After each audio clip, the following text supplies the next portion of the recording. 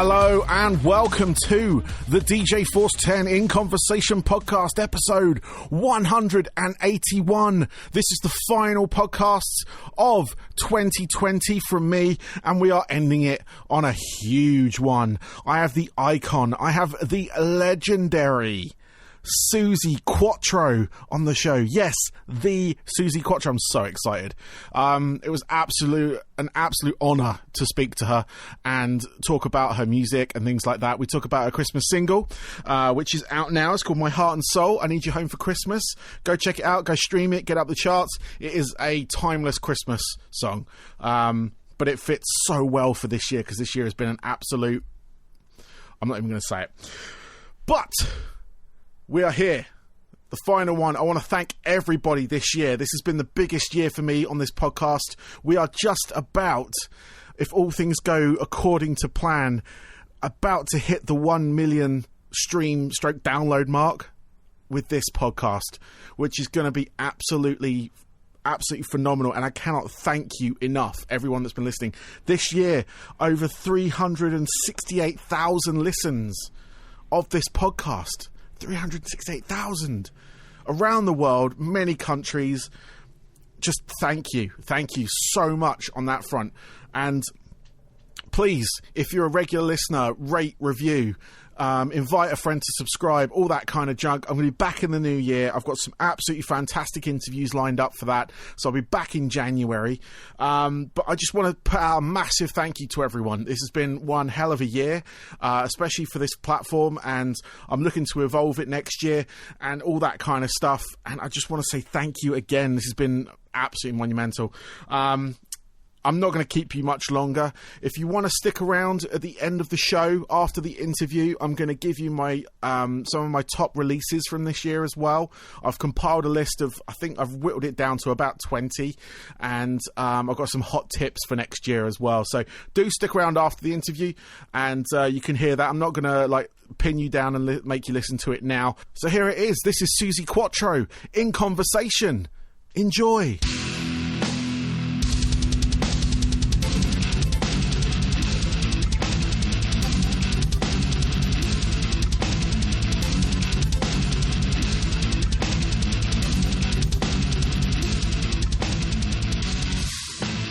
So I'd like to welcome to the show today, I have the legendary Suzi Quatro. Welcome.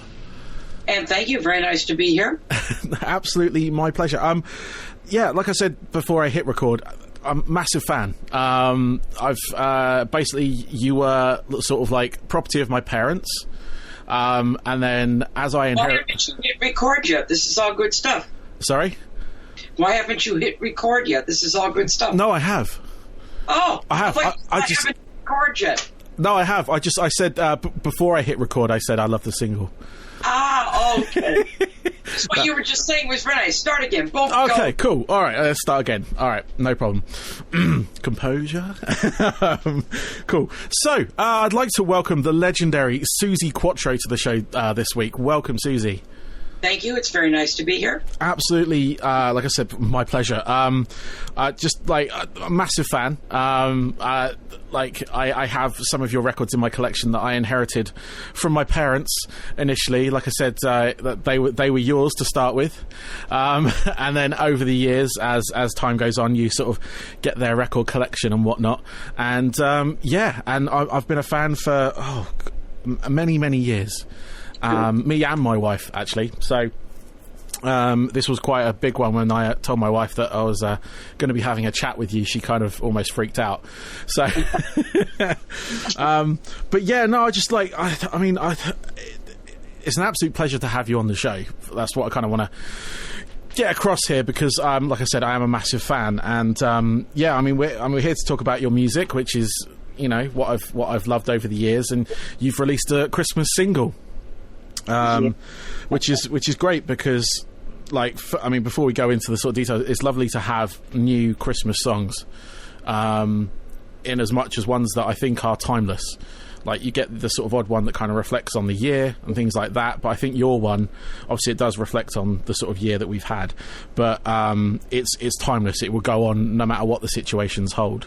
Yeah, because it just expresses everybody's needs at Christmas time, which is what it's all about. You know? Exactly. And I was just wondering if you could just tell us a bit about that, like where that song came from and whatnot. Sure, no problem. Well, I'll make it a little bit. It's a long story, but I'll try to keep it short. Oh no, it's all right. Go for it. Okay. Last year I had a really amazingly successful year. I released album with my son, No Control, that we wrote and produced together. I did 85 shows. My documentary, Suzi Quatro, came out and went crazy all over the world. #1 in the Amazon charts and shown on Sky Arts here at least 7 times and 52 cinemas across the UK. So it was a great year for me. Nice. This year was shaping up to be even better. Suzi at 70, really, and 95 gigs were booked this year. Anyway, everything was good. The record company took up the option for the next album with my son. So we were flying high trying to decide when we could possibly write this album. He was on the road for only 11 days. He wasn't on the road this year. And I was on the road for 95 shows. Then, hallelujah, the lockdown happened. So I said to my son, let's use this space and write the album that we might not have had the chance to write. There's a studio down the garden. You use that. I'll sit on the patio. My husband and I have to say we're separated because he's based in Germany. I'm based here. And as soon as lockdown happened, we were separated. 3 months we were separated. It was really hard. And now another 2 months. So, it's just, it goes on. So anyway, we're writing the album. I'm working. He's working. We're going back and forth. I think it must have been about the end of April. I was sitting on the patio doing my thing with my guitar because I'm old school. I don't go into the studio. I do it like that, and then I go into the studio. Yep. Richard had left the door open, and I could hear this marvelous track coming out, and it really was different. And it just hit me in the heart. It hit me in the heart. That's the only way I can explain it. And me being a writer for so many years, I knew that whatever was happening, I had to disengage my brain. Very, very, very important.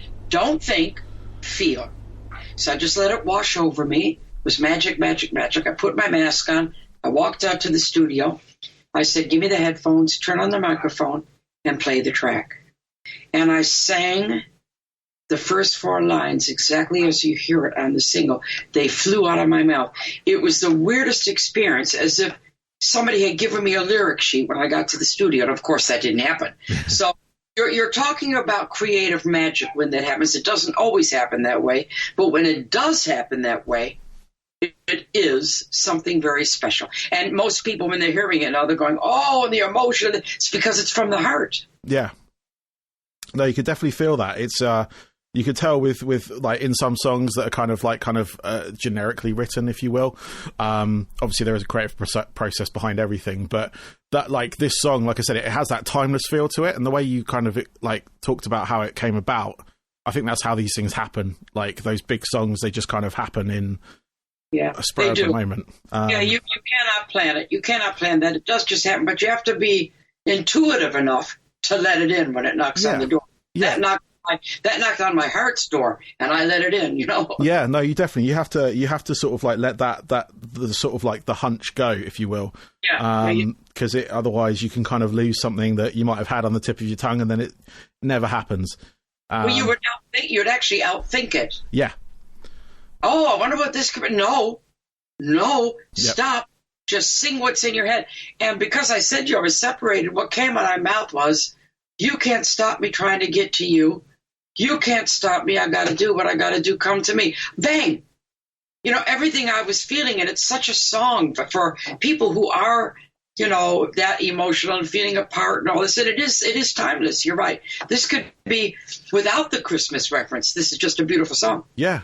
I mean, it totally does represent this year, because we've all been separated from, obviously. Yes, we have. It's a worldwide phenomenon that's kind of happened. But it is something that speaks to the situation like much better than or much sort of like, for me, it was much clearer. Like some I've heard some sort of isolation songs over this sort of past few months, as we've sort of come out the first lockdown and gone into the second one, and we're coming out the second one now. Your one really spoke to me, because it was like I was locked off from half my family.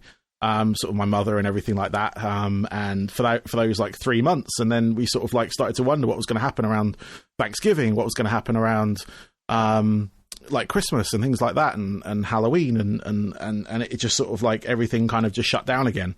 It's so nice that it spoke to you, because that, as an artist, as a creative person, that's the cycle complete.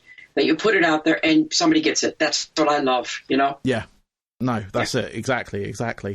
What I'd love to talk about as well, because I did get your album last year, the one you spoke about at the start there, okay. and I really love it.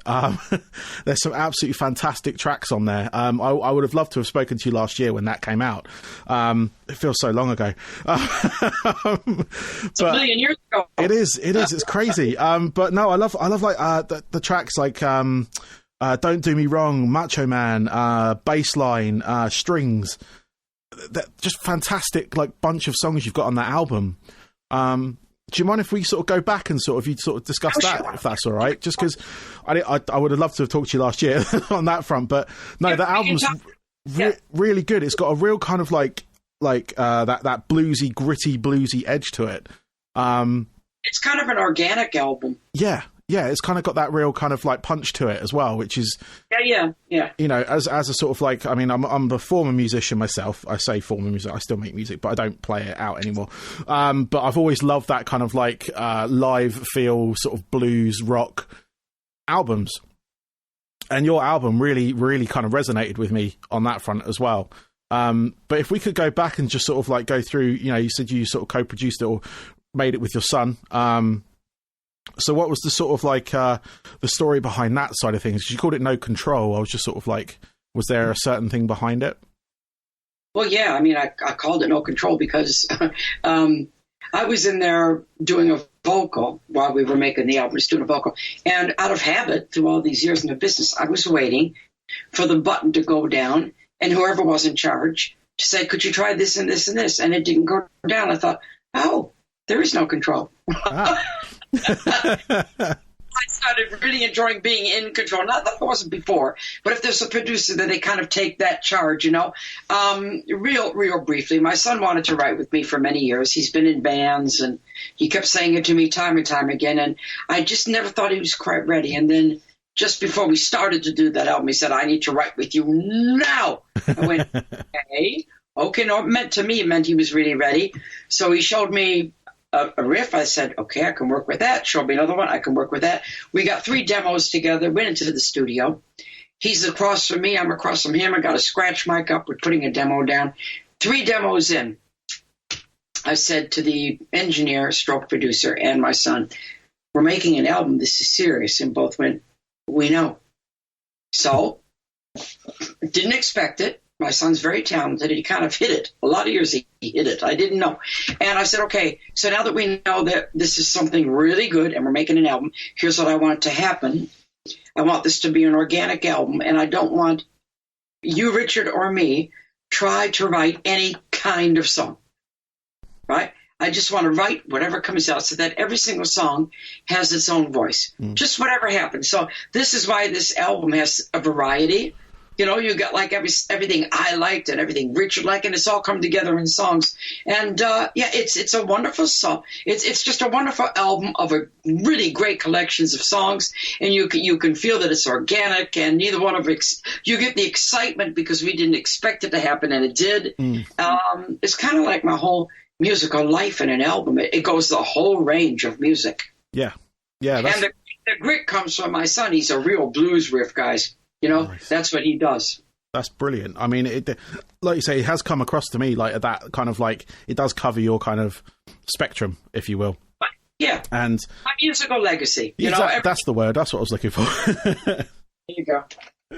But yeah, no, it's a fantastic album. I just wanted to say that because, like, it sounds like, I mean, I'm sort of kissing up to you at the moment, but it was just one of those. It was like one of my albums of the year last year, and it just seems so long ago. That was the only thing. But it was. You're not alone. I mean, I never had such reviews in my life for an album as that one. I had journalists quoting my lyrics back to me. Oh, wow. And that's a compliment. Yeah. No, definitely. I would have done the same thing. Like I say, it's fantastic. I've had it on. It's part of my rotation on albums and side of things, and I've got the record somewhere actually amongst my stacks of records I'm currently trying to sort out. So it's there somewhere. What, like, apart from this, the Christmas song that you've brought out, what over sort of lockdown have you like? Because you said you were recording generally. Were you recording anything else? Have you got anything else kind of in the pipeline? Well, we did actually write and record the entire next album. Okay, that is ready for release in March, and the album is called "The Devil in Me." It was definitely. A lot of the songs were influenced by the mood. It's a great rock album, I have to say. There's some stuff like the longer version of the Christmas song is on there. Mm-hmm. One of the tracks is called Get Out of Jail. Anyway, but there's just some great rock and roll tracks on it. And my son on this album, he kept saying to me, okay, the last album was everything you were influenced by your whole career. Great collection of songs. I said, yes. And he said, this album, I want it to be as important as your first one and as groundbreaking. And I thought, right, okay. And that's what we aimed for, and that's what we got. The same people who worked on No Control, who said to me after they worked on this new one, they all have said to me, we didn't think you could beat No Control, but you have. That's crazy. I look forward to that. I know. So it's a good combination, my son and I. It works well. Yeah. You seem to have found a good writing partner there, I think. But he pushes me, and I push him. And somehow, even if we have creative arguments, which always should happen, if it doesn't, it should happen. Yeah. So you get the best out of both. We seem to have found a good way to work with each other. That's really good, because I was going to ask how that working relationship is, because obviously, mother and son, that's one thing, but then if you're sort of like in that creative field, I've always kind of wondered what that sort of situation is like, especially if you disagree with a sort of the way a certain thing's going, or if he disagrees on that front, because obviously we have that on the last album. We've had it on this one, and I think it's whoever is sticking to their point the hardest. Okay. So one who sticks their ground. Like if you're really uncompromising, if Richard puts his heels in and says no, I think, okay. And he's the same with me. Okay. And then you start to reevaluate. But when we first worked together, this can illustrate it, that first demo we were doing, the first time just before No Control was being started. And that was Don't Do Me Wrong, which is one of the ones you like. Yes. Yeah. Yeah. So he's sitting across from me. We've never been in the studio before. We've never written before together. He's got his guitar. I've got my bass. I'm singing a scratch vocal for a demo. And we're playing away, and he stops. And he said, oh, my God. I said, what's the matter, Richard? He said, all of a sudden, I'm in the studio with Suzi Quatro. And there was a big pause, because important moment. And I said, and he went, nothing. Run the tape. That was the moment when he could have lost it. Yeah, that I can see. For me, when I'm working, there is no relationship in the room. Sorry. Okay. I'm working. Yeah. So is that there's two different Suzis, I guess. Well, working is working, and I'm focused on that. Yeah. I don't care if the Pope walks in. I don't care. Yeah. I'm doing what I'm doing. Yeah. No, that's really fun. Actually, it sounds really fun. What I'd like to find out, if you have them, is your three most pivotal albums. So the one that kind of, it's sort of going back a bit, but the one that kind of made you want to be in a band, made you want to sort of like take that step into the music business. Just the three albums that I would pick out immediately that influenced me in every way. The first would have been Bob Dylan, Blonde on Blonde. Yep. Just knocked me for six. The second would have been, believe it or not, Tapestry by Carole King, just for the sheer joy of her songwriting. Magic she is. To have an album with not one bad track on it is pretty good. Yeah. And the third would have been Jackson Browne, Running on Empty, which was done a lot live. Nice. I'm going to have to check all those out. Because I haven't heard those I especially haven't heard I haven't heard Tapestries in the longest time. Oh, it's so... but I'm definitely going to check those out for you. So thank you for those. And finally, away from like the music business, which you've been a part of for many years, do you have any like hobbies or anything that you kind of like use to maybe get away from it or anything like that? I don't have really hobbies. Everything I do is work related. I mean, I'm writing books. I've got 4 books out, working on my 5th. I'm writing songs for the next album after this one. I go to the gym. I do that to stay fit. Yeah. But I'm either playing music or writing it, or I haven't got time for a hobby. My hobby is my job. That is both your passion and hobby then. Yes. Cool. Well, Suzi, thank you very much for your time. I really appreciate it. My pleasure. The single is fantastic. I absolutely love it. I hope it's doing well for you on all that front, and the video as well with that. And again, thank you very much. Okay, and thank you, and you have a Merry Christmas. You too, Suzi. Thank you very much. Bye-bye. Bye. Oh my goodness, there it was, Suzi Quatro. Thank you again for those that have been listening, and all those that have been listening this whole year. I'm absolutely astounded by the statistics that I've been sent. So, like I said at the start of this, I'm here to sort of give you my lowdown of the top albums and EPs and stuff of 2020, and some of them were guests on the show that I managed to kind of discover and things like that. So I'm just going to give you the list. If I feel like talking about them, I will, but the list is the main important thing. So I've got Deftones with Ohms. I've got Avatar with Hunter Gatherer. I got Phil Campbell and the Bastard Sons, We're the Bastards. Fantastic. Raging Speedhorn, guests on this show. Hard to Kill is the name of the album. Fantastic again. Enter Shikari, another one of this year's guests. Nothing is True and Everything is Possible. Also had Bloodhounds, another guest, with their album Drip Fed, which has just come out. But it's fantastic if you love your kind of like alternative 90s grunge type sound, but from Britain. Fantastic. We've also got Bring Me the Horizon, their post-human survival horror EP. Really enjoyed that. Been playing that on my Crossing the Stream show. Fantastic stuff. Kairos, another guest on the show this year. Selects the Dreams, their album is absolutely brilliant. If you love that kind of like 80s pop mixed with like heavy prog and stuff like that, oh, fantastic. Loving it. Another guest as well, Jim Davies with Head Wars. Fantastic electronic album, that one. He's just about to release a remix version of that album as well, so do check that out. Asian Dub Foundation, a name you probably haven't heard for years, but they got an album out called Access Denied. Fantastic. Please go listen to that. Go check that one out. Who else we got? Blue Starley. He's been quite prolific at the end of this year. I love this first offering of Quartz. Copper's pretty cool as well, but Quartz is really good. And he's got a third one coming out, I think, in January. So keep an eye out for that. Gold, Frankincense and Myrrh, another former guest on the show this year, in fact, taking over EP. Love that. I think those girls are absolutely set for something huge. If they keep going the way they are, I think they're just going to skyrocket. Static X, Project Regeneration Volume 1. Again, we had Tony Campos on the show as well. So like again, but this album was just it was brilliant. Loved it. They called him Zone. If you got a taste for terror, another guest on the show. Dark, electronic, broody, love it. Cro-Mags again. Just a massive fan of them. In the Beginning, the album this year, absolutely fantastic. They've just released an EP as well. I haven't checked that out yet, but I will be. Call Me Malcolm, another set of guests on the show we had, Me, Myself and Something Else. A great album there. If you love your sort of like intelligent ska punk, it's great. Fire Schwans as well, they were on the show. Das Elfgebot. Great album, lots of fun, that one. And their videos are fantastic as well. Maud the Moth, another guest on the show with Orphan. Lovely, sort of dark, tranquil, like just it's just great to listen to when you're kind of just there in the zone.